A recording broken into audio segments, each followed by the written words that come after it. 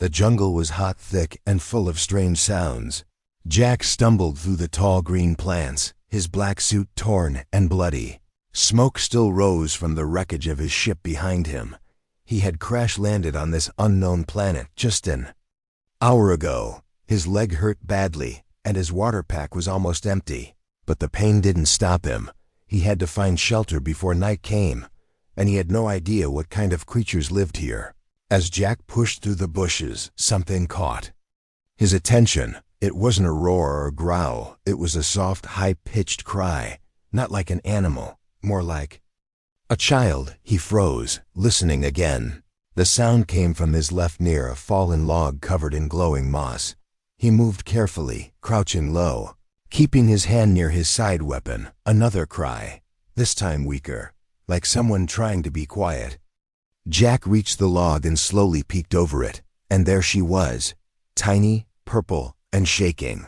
She was no taller than his forearm. Her skin was smooth and glowing in a soft violet hue.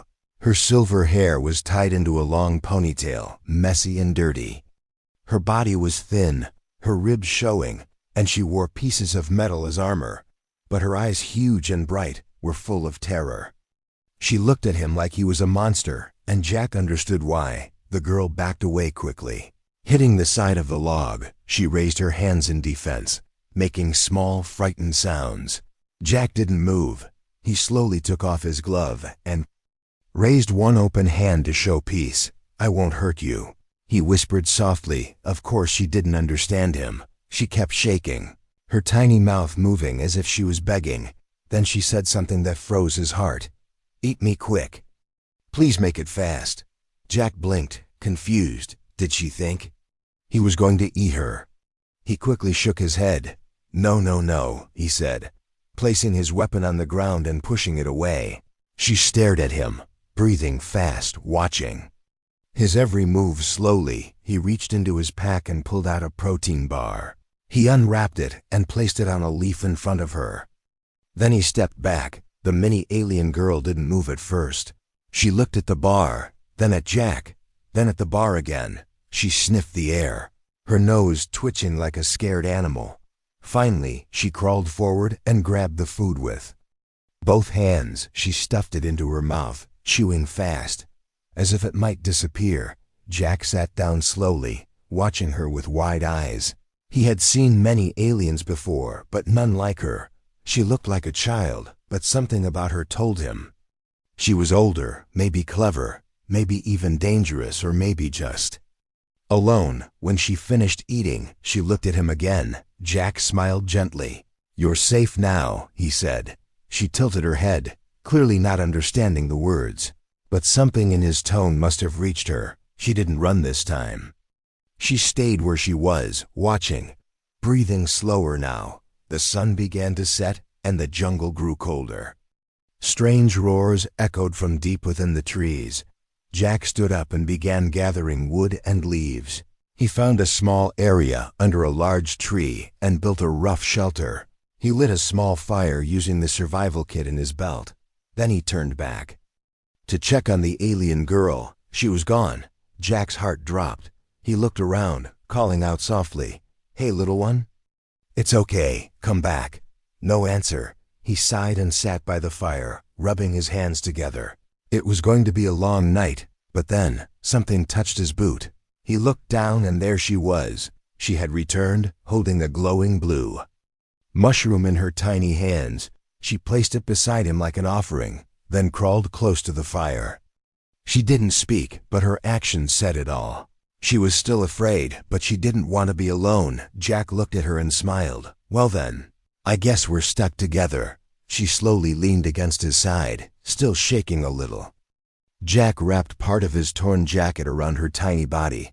The fire crackled as night fell around them, and in the heart of a dangerous alien jungle, a human and a tiny alien girl sat quietly, both broken, both lost, but maybe, just maybe, not alone anymore. Asterisk.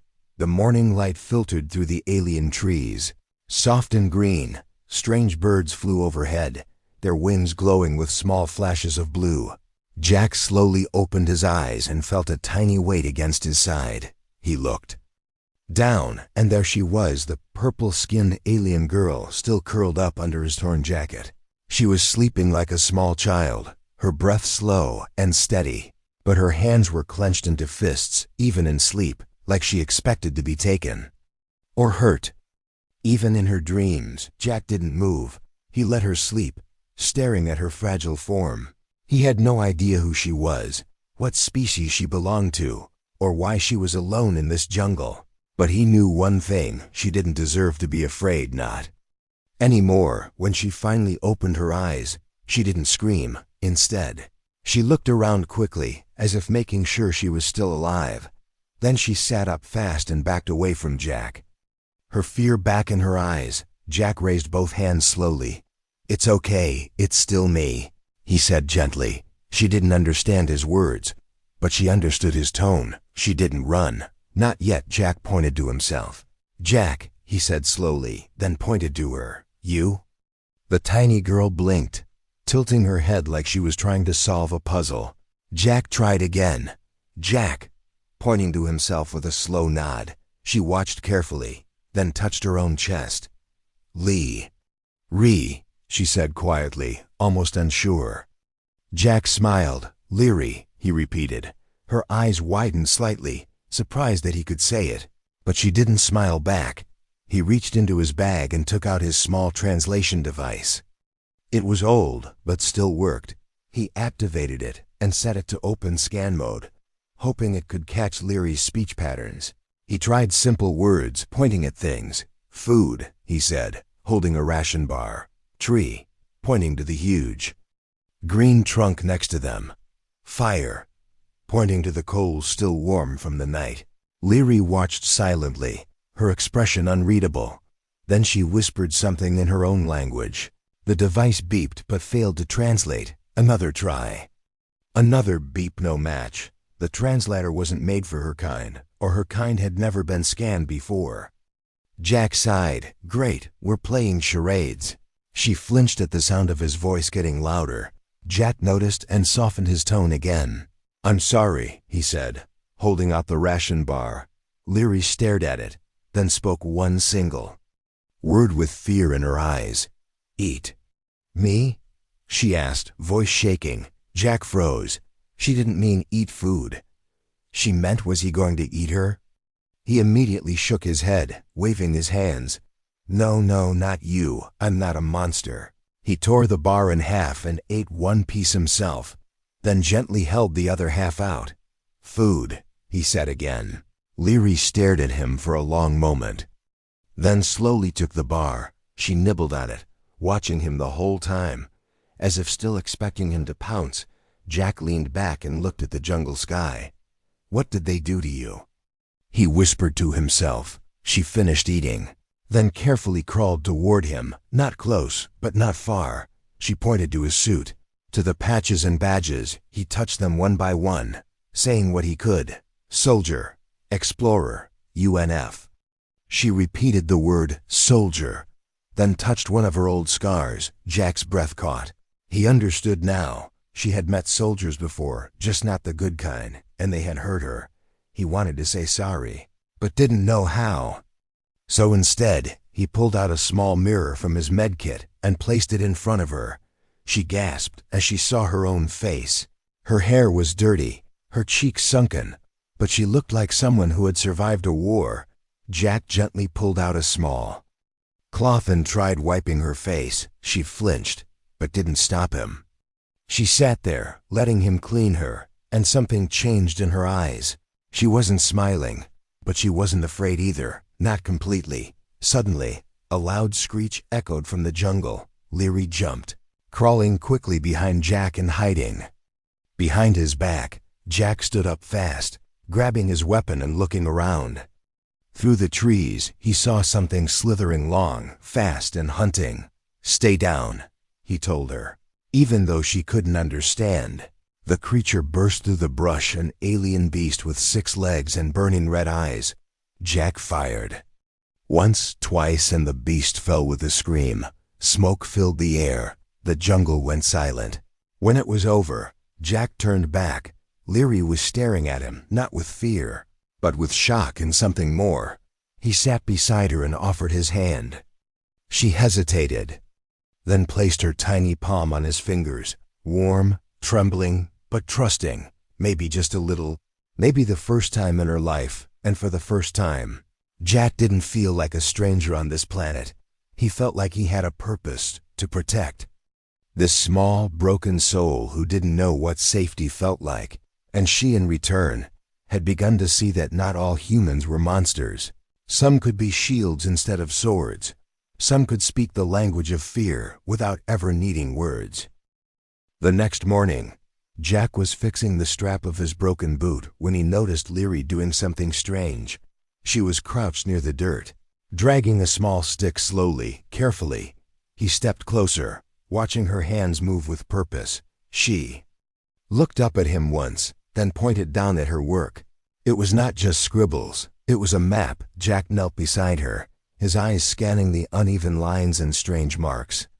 There was a rough circle drawn to the left, a few X's along the center path, and something like a mountain shape at the top right corner. Leary tapped the circle twice, then pointed at the space they were in now. "This?" Jack asked, pointing to the circle. She nodded slowly, then moved her finger along the path, pointing at the other end of the dirt map. He understood. She was trying to tell him about a place, a destination, maybe even home. But if it was so important, why didn't she go there before? Leary suddenly stopped drawing, her hand frozen above an X on the map. Her eyes darkened and her body shivered slightly. Jack leaned forward. "What is it? Danger?" She nodded and made a slashing motion across her neck with two fingers. He got the message, whatever was between here and that location. It was deadly still, something in Jack pushed him to try. Maybe it was the fire he saw in Leary's eyes, or maybe it was the way she kept glancing toward the forest beyond the map. It was like she needed to go but couldn't do it alone. Jack stood and looked down at her with a small nod. "Let's go," he said. She didn't understand his words, but when he held out his palm, she stepped onto it without hesitation. He placed her gently into the pouch on his chest, zipped halfway. For safety, it was once meant for tools, but now it carried someone far more important. As they began walking, Leary held onto the edge of his jacket, her tiny fingers gripping the fabric tightly. Her head poked out just enough to guide him through the dense green jungle. She would tap his chest once to go left, twice for right, and thump hard when she saw something bad. Together, they made their way into the unknown. Hours passed, the jungle grew thicker, hotter, and louder. Buzzing insects flew through the air, some glowing, others with sharp, needle-like tails. Jack slapped them away while Leary ducked deeper into the pouch. Then suddenly, they reached the first X on her map. The trees here looked burnt, as if lightning had struck long ago. But as they stepped into the area, Jack noticed the ground was uneven, not natural. He stepped forward, and instantly the ground cracked beneath his boot. "Trap!" Leary screamed, her voice sharp and panicked. Jack jumped back just in time as a net of wires shot up from the soil. He rolled sideways, breathing hard, his pulse racing. Leary peeked out from the pouch, her face pale and sweating. Jack looked around carefully, then spotted the remains of small creatures tangled in the net above. Not animals, people, or something close, and many were her size. Leary covered her mouth and looked away.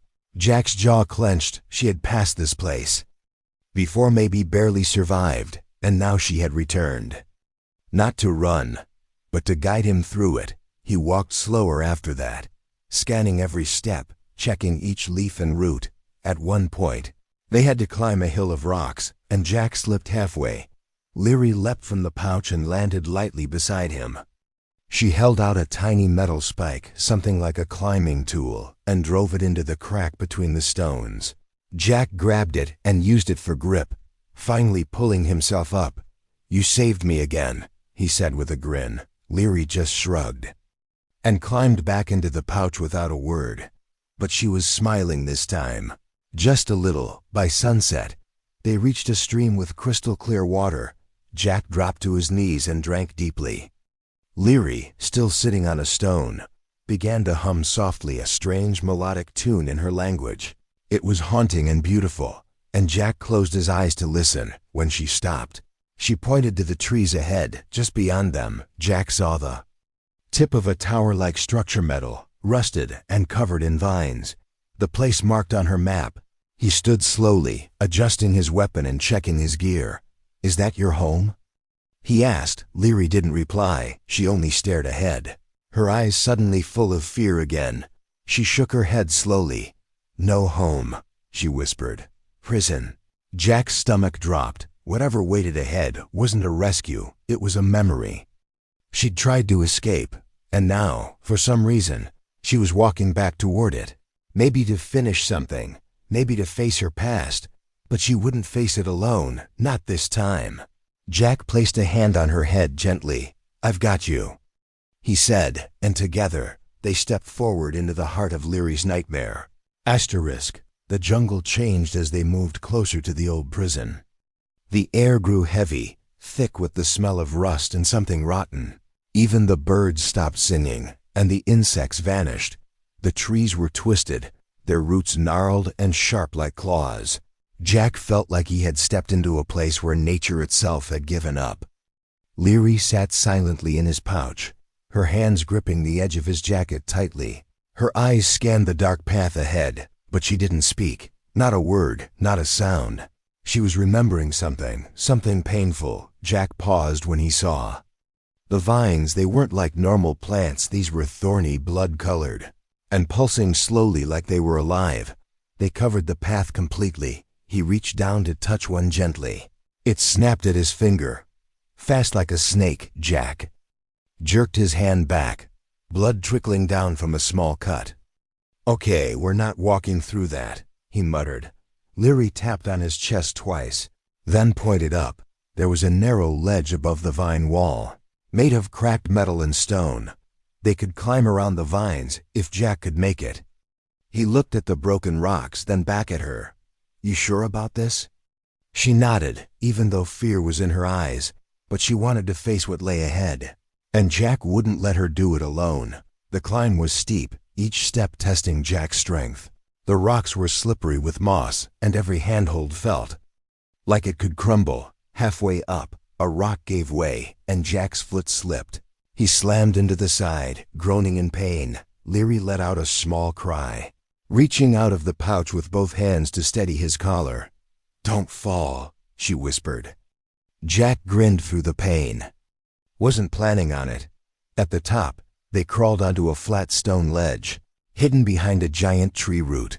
From here, they could see the ruined camp ahead.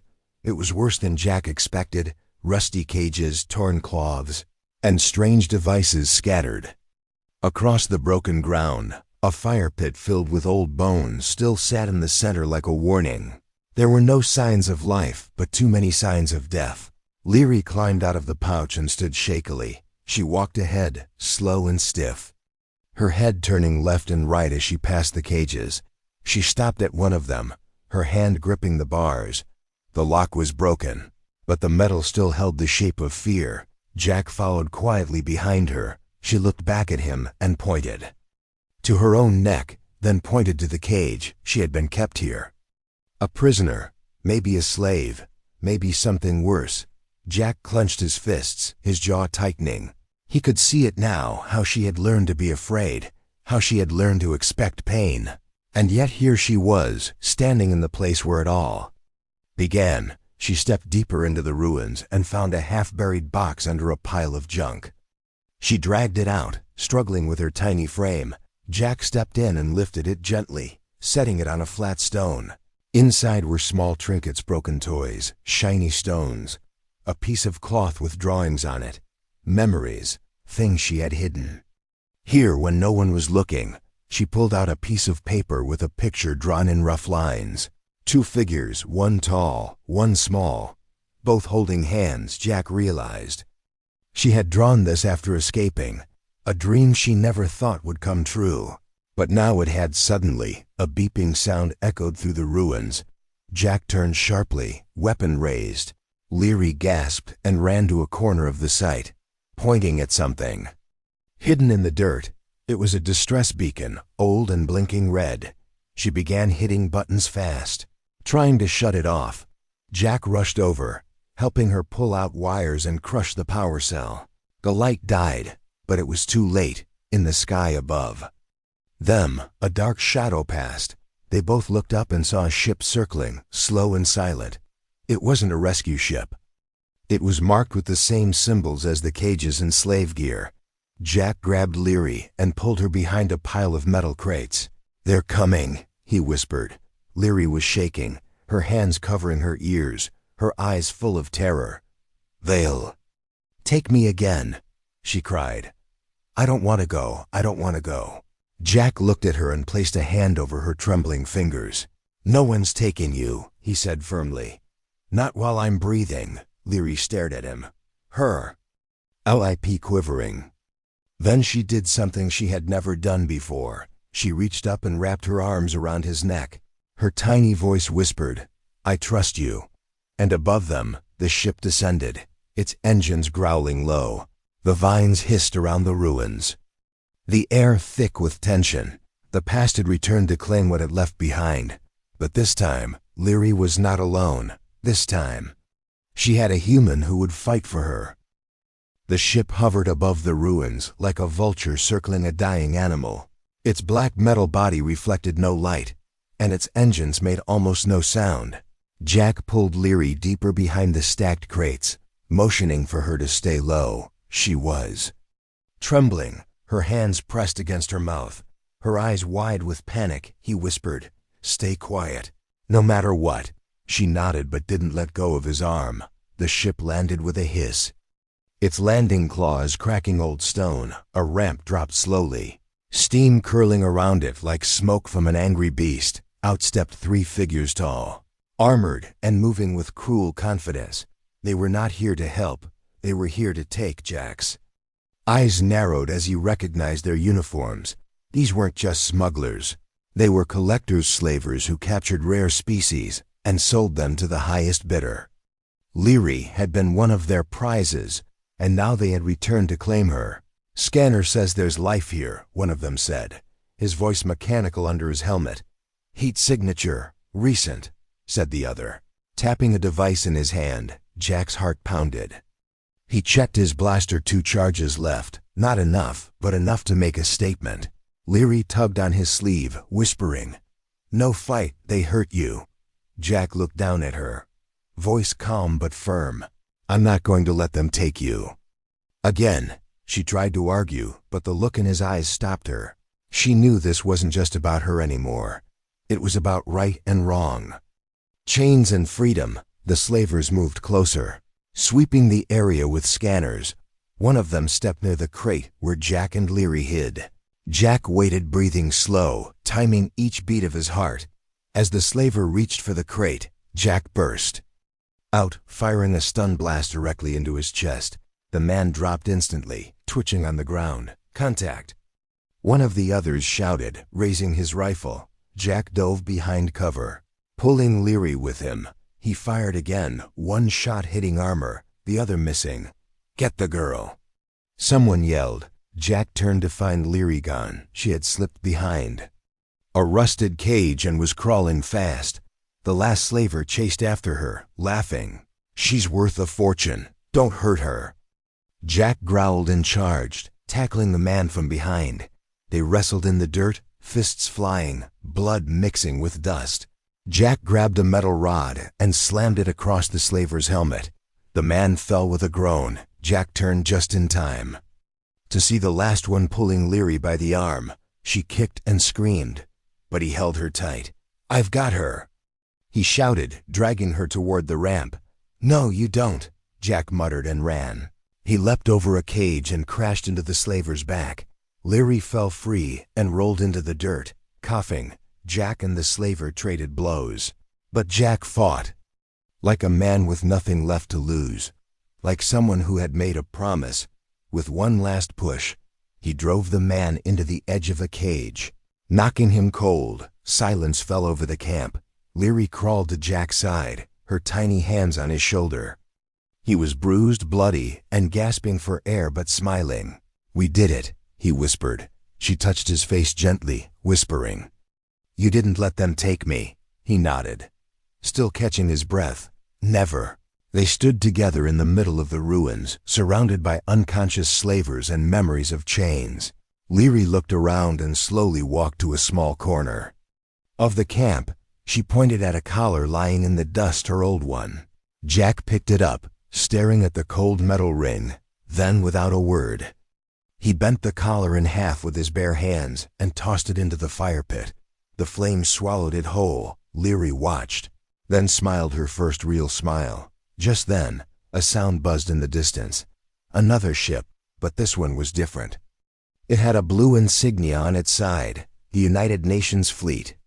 Jack grabbed the old distress beacon and activated it again. He looked at Leary, who held tightly onto his jacket. "Help is coming," he said. She didn't understand the words, but she felt the relief in his voice as the ship landed, human. Soldiers stepped out cautiously, weapons lowered. One of them rushed to Jack. "We picked up your old beacon, didn't expect survivors." Jack just pointed at Leary. "She's the survivor," he said. The officer looked stunned. "That's a rare species, maybe the last." Jack shook his head. "No, she's not a specimen. She's a person." Leary stepped forward, still clutching Jack's sleeve. She looked at the officers, her chin raised proudly. "This human saved me," she said in broken English, and every soldier there stood in silence, because in that one sentence was everything that mattered. Asterisk, the rescue ship was clean, warm, and safe, everything the jungle was not. But Leary sat in the corner of the medical bay, knees to her chest, even though she was wrapped in a soft blanket and had warm food beside her. Her eyes never left the human lying on the medical table across from her. Jack. He was unconscious, bruises on his face, bandages on his arms. She had never seen him so still, so quiet. It scared her more than the slavers ever had. The human doctors spoke in calm voices, moving around Jack as machines beeped softly. "He'll be okay," one nurse said to another. "Internal bruising. Some broken ribs, but nothing life-threatening." Leary didn't understand every word, but she caught the tone, hopeful, gentle. Still, she didn't move. Not until Jack groaned and opened one eye halfway. "Leary," he whispered weakly. She shot up and ran to him, climbing onto the bed beside him like a small animal. He winced but smiled. "You stayed," he murmured. She nodded fast, holding his hand tightly. "Always," she whispered back. 2 hours later, Jack was sitting up slowly with Leary curled up beside his arm. The ship's captain entered the room, a woman with short gray hair and kind but serious eyes. "I'm Captain Rowe," she said. "We've identified the slavers you fought." Jack nodded. "I figured. They've been wanted for years," she continued. "You did the right thing." Jack didn't answer. He just looked down at Leary, who was quietly tracing the pattern on his arm brace. Captain Rowe noticed. "That little one. She's the real hero, isn't she?" Jack smiled softly. "She's braver than I'll ever be." But peace didn't last long. Later that night, an alert echoed through the ship. Another vessel was following them. It wasn't from the UN fleet. It belonged to a group of hunters, mercenaries who worked with the slavers. They had traced the signal of the old distress beacon again, and they wanted their property back. That meant Leary. Jack geared up fast despite his pain. Strapping his armor back on, Leary stood near the door, eyes wide and shaking her head. "No," she said firmly. "You stay, you hurt." He bent down and looked her in the eyes. "I promised I'd protect you." She stepped forward, placing her small hand on his chest. "I fight too," she said. "Not scared anymore." Jack didn't know whether to laugh or cry. She was small, fragile, but her courage was bigger than anything he'd seen. He handed her a tiny stun blade, one of the few tools small enough for her hands. "All right," he whispered. "But you stay close always." She nodded, her expression serious. The enemy ship clamped onto the hull with a hard metallic thud. Alarms blared. Soldiers took their positions. Jack stood with Leary beside him, his blaster ready, her little weapon glowing faintly. The airlock burst open. 3 armored hunters stormed in. One shouted, "Hand over the creature, and no one gets hurt." Leary stepped forward before Jack could speak. "I'm not a creature," she said loud and clear. "I'm not yours," the hunter laughed. "Still has attitude, I see." He raised his weapon toward her, but Jack stepped in front. "You'll have to go through me," he said coldly. Then he fired. The hallway exploded into chaos. Shots rang out, smoke filled the air, and sparks flew from broken panels. Jack fought with sharp, precise moves. One shot to the leg, another to the chest. Leary darted around the floor, quick and clever, using her small size to strike from behind. She slashed a hunter's knee with her stun blade, making him fall and scream. Another tried to grab her, but Jack tackled him to the ground and knocked him out with one punch. Together, they fought as one hunter and shield. One last enemy remained, larger and stronger than the rest. He cornered Leary near a crate, snarling, "You were always meant to be sold." Jack's body was too slow to reach her in time, but Leary didn't run. She looked up at the hunter and shouted, "Not anymore." Then she leapt and drove her stun blade deep into the base of his neck. He collapsed, twitching on the ground. The battle was over. Silence filled the hallway again, broken only by Leary's heavy breathing. Jack walked over slowly and knelt beside her. "You okay?" She looked up at him, face covered in dust and a bit of blood. Then she smiled. "Now I protect you too." Captain Rowe arrived minutes later, her team securing the ship and taking the enemies into custody. She looked at Leary with awe. "I've never seen anything like her."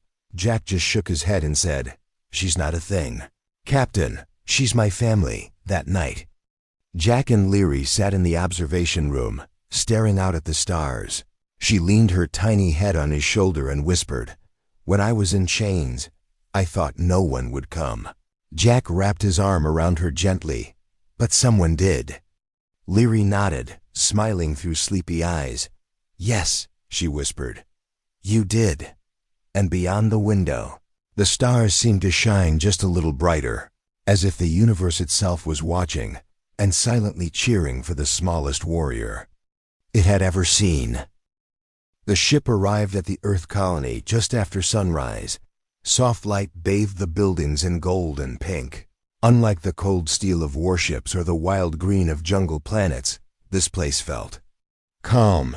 The air smelled clean. Flowers bloomed in organized rows and birds sang without fear. For Leary, it was all too new, too quiet, too safe. She kept holding Jack's finger as they walked down the ramp, afraid that letting go might make it all disappear.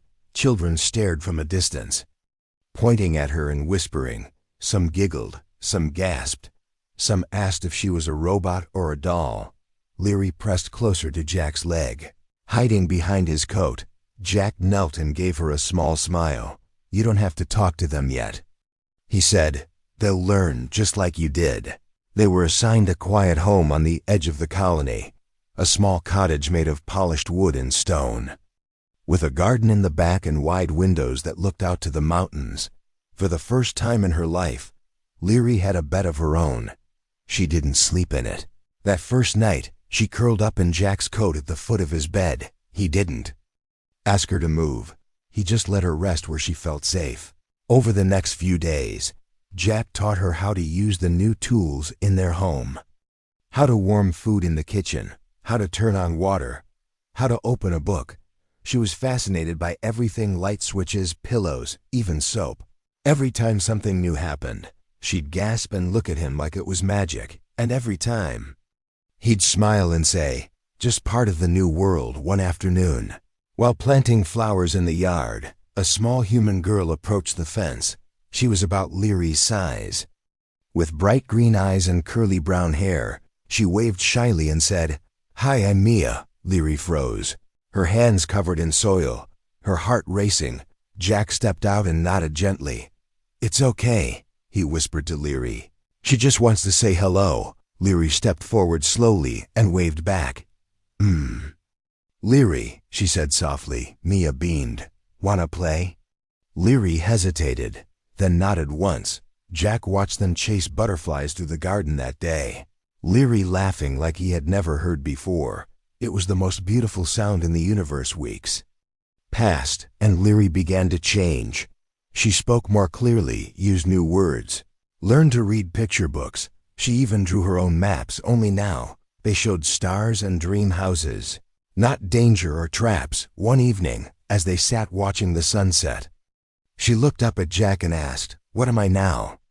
He looked at her carefully, surprised by the question. She continued, "I was prisoner, I was lost. Now I'm what?" Jack thought for a long moment, then said, "You're free." She tilted her head. "Free feels strange." "Strange is good," he said. "Strange means you're growing." Later that night, a visitor from the Earth Council arrived. A gentle woman named Dr. Elaine with glasses and a clipboard. She had heard about Leary and wanted to ask questions for science, for records, for history. But Jack stood firm. "She's not a specimen," he said. "She's a child. She's family." Dr. Elaine nodded slowly and smiled. "Then we'll protect her like we protect our own." A few days after that, Jack received a medal from the UN recognition for bravery and service. He didn't care about the ceremony, but Leary did. She stood on the table beside him during the event, wearing a tiny dress and holding the medal with pride. When someone asked who she was, she answered loudly, "I am Leary, and this human is mine." The room laughed warmly, and Jack's eyes welled with quiet tears. That night, as he tucked her into her tiny bed for the first time, Leary grabbed his wrist. She looked up and asked, "Will I stay forever?" Jack leaned down and kissed her forehead. "As long as you want to," he whispered. "You're home now." The stars twinkled outside the window, and Leary drifted to sleep. No cages, no chains, no fear. Just dreams of flowers, of laughter, of running freely through the grass with no one chasing her. And in every dream, Jack was there, holding her hand. Not as a rescuer, not as a soldier, but as something far more powerful, a shield, a friend, a protector. And as the night deepened, the little alien girl, once afraid of everything, now slept soundly in a world she could finally call her own. Because sometimes all it takes is one kind soul to turn a frightened creature into a fearless heart.